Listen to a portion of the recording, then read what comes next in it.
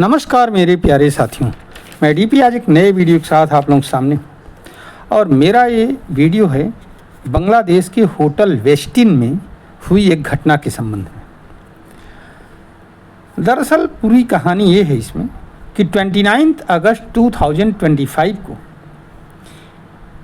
एक यूएसए का नागरिक टेरेंस ऑरवेल जैक्सन ये व्यापारी है जो कि यूएसए का व्यापारी बन करके बांग्लादेश में आता है और वेस्टिन होटल में 808 नंबर 808 नंबर के इसके कमरे में बुकिंग होती है। इसकी बुकिंग कौन कराता है? यूएसए के एम्बेसडर, यूएसए की जो ढाका में एम्बेसी है वो इसके कमरे की बुकिंग कराती है। अब हुआ ये इसमें कि दो दिन के बाद में अर्थात जिस दिन पीएम मोदी चाइना जाते हैं 31 अगस्त को उसकी लाश वेस्टिन होटल के अंदर मिलती है। समझ रहे हैं आप? जैसे ही ये खबर यूएस के एम्बेसी को पता लगती है, वेस्टिन होटल के कर्मचारियों को ये मालूम है कि होटल के रूम नंबर 808 में एक यूएसए का व्यापारी ठहरा हुआ है। जैसे एक खबर यूएस के एम्बेसी को पहुंचती है, आनंद फानन में सारे अधिकारी पहुंच जाते हैं होटल के कमरा नंबर 808 में, रूम नंबर 808 में, और उस कमरे को, उस एरिया को कार्डन किया जाता है। किसी को भी अंदर जाने की अनुमति नहीं होती है। बांग्लादेश पुलिस को भी दूर कर दिया जाता है। कोई संवाददाता वगैरह कुछ नहीं बुलाया जाता है। पुलिस को इंस्ट्रक्शन ये दिया जाता है कि आप इसे एक नेचुरल डेथ बताएंगे बाहर, जिससे कोई संदेह न पैदा हो। 1 घंटे में उसकी पूरी बॉडी को सील करके यूएस एम्बेसी भेज दी जाती है। कोई पोस्टमार्टम नहीं होता बांग्लादेश के अंदर उसका, न ही कोई जो है सूचना इकट्ठा करने दिया जाता है वहाँ के लोकल स्टाफ को, जो क्राइम ब्रांच जैसे सूचना इकट्ठा करती है, क्राइम ब्रांच की पुलिस, उस टाइप की कोई सूचना इकट्ठा नहीं करने दिया जाता है।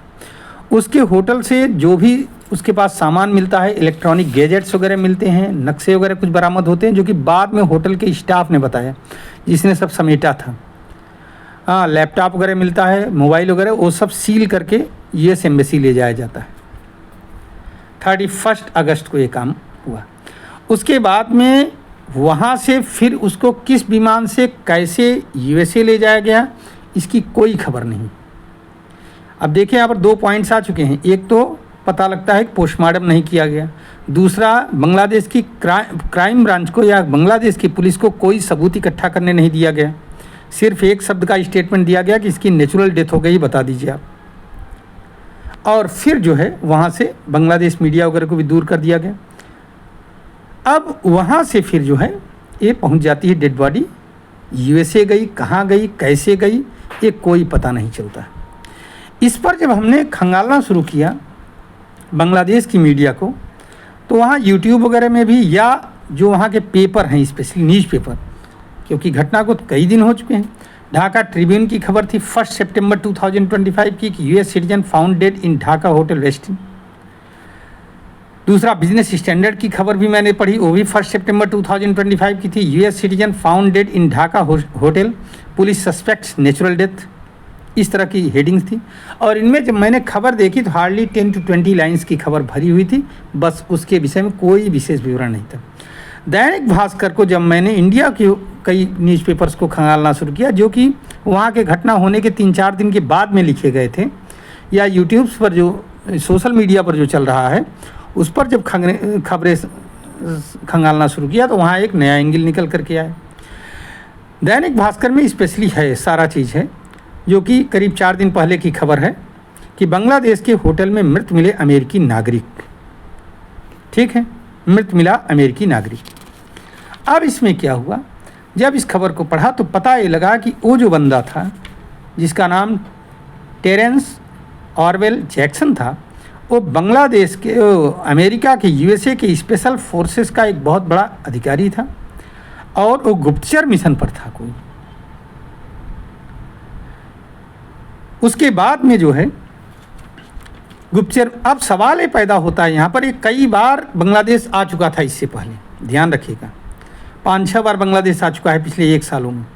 कौन से गुप्तचर मिशन पर है कोई खबर नहीं, खबर हो भी नहीं सकती क्योंकि गुप्त मिशन पर था ये, ठीक है।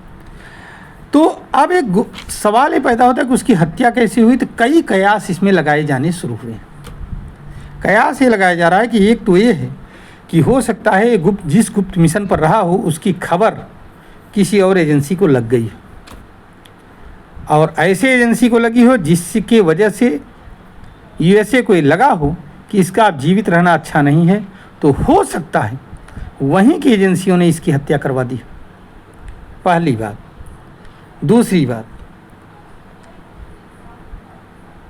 जो एजेंसी जिनको भनक लगी हो इसके गुप्त मिशन की, हो सकता है उन एजेंसियों ने इसकी हत्या करवा दी, ये भी हो सकता है। तीसरी बात ये हो सकता है कि कोई मिशन पर जो है कोई विरोधी एजेंसी हो जिसको खबर ऐसी लगी हो कि जो है हमारे देश के खिलाफ है, तो उन्हीं लोगों ने इसको मरवा दिया हो, दूसरे देश की एजेंसियों ने। तो 3 इसमें खबरें आ रही हैं कि दूसरे लोगों ने, दूसरे देश की एजेंसियों ने, या हो सकता है यूएस की एजेंसियों ने ही उसको ख़त्म करवा दिया हो।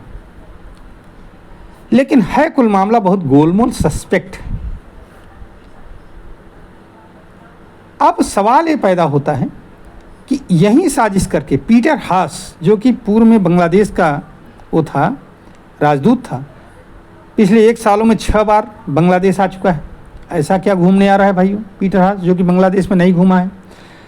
5 अगस्त को कॉक्स बाज़ार में वो ऐसे नेताओं से मिला था पीटर हास जो कि विरोधी दल के थे, एकदम खूंखार किस्म के लोग थे, अर्थात जिन्होंने अपनी असली भूमिका निभाई थी शेख हसीना को हटाने में, मारकाट मचाने में। रोहिंग्या शरणार्थियों से मिला था वो पीटर हास, जो कि अमेरिका का पूर्व राजनयिक है, और बांग्लादेश की सरकार को हटाने में सबसे बड़ा योगदान इन्हीं लोगों का है, पूर्व सरकार को, शेख हसीना की सरकार को। इस समय तो फिलहाल आपके जो मोहम्मद यूनुस जी हैं वो तो खैर उनका रवैया ही अलग है। तो यहाँ पर बहुत सस्पेक्ट, मतलब शक की सुई है। कुछ एजेंसियाँ ये भी कह रही हैं कि 31 को उसकी हत्या हुई और 1 को जब मोदी जो है पुतिन के साथ जा रहे थे तो कार में साथ साथ गए थे। इस पर भी कुछ रहस्य आ रहा है, क्या है क्या नहीं है, लेकिन फिलहाल एक रहस्यमयी घटना है और इस पर से पर्दा तो कभी नहीं हटेगा। बाद में कुछ कहानियां ही निकल कर के आएंगी, लेकिन है कुछ मामला बड़ा गड़बड़। आने वाले दिन ही इसका रिजल्ट बता सकते हैं, क्या होगा क्या नहीं होगा। ढाका में जो होना था वो हो चुका है, लेकिन अब ये तो ढाका के आसपास के देशों को सोचना है, इंक्लूडिंग इंडिया,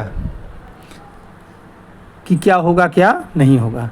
चलिए मैं अपनी वीडियो को यहीं पर समाप्त करता हूँ। आपको हमारा ये कैसा लगा वीडियो, अगर अच्छा लगा हो तो आप ज़रूर इसको लाइक करिए, सब्सक्राइब करिए हमारे चैनल को, और वीडियो को शेयर भी करिएगा। धन्यवाद, नमस्कार, जय हिंद, जय भारत, वंदे मातरम।